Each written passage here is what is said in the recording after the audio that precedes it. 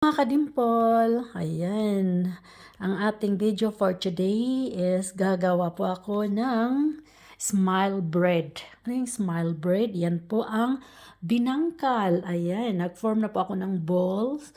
Dinilagyan ko na po siya ng sisa. Maya, i-fry natin siya sa hot oil. Tara, samahan niyo ako.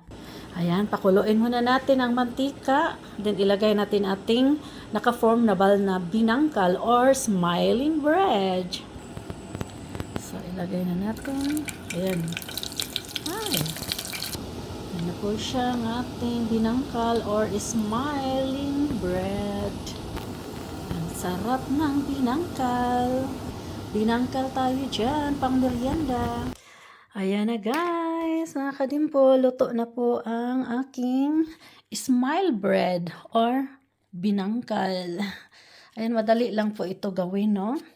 So, ilagay lang natin sa ating kitchen ware ang flour, sugar, salt, baking powder, a little bit water, margarine or butter, at saka vanilla, and ano pa bang meron ako dito?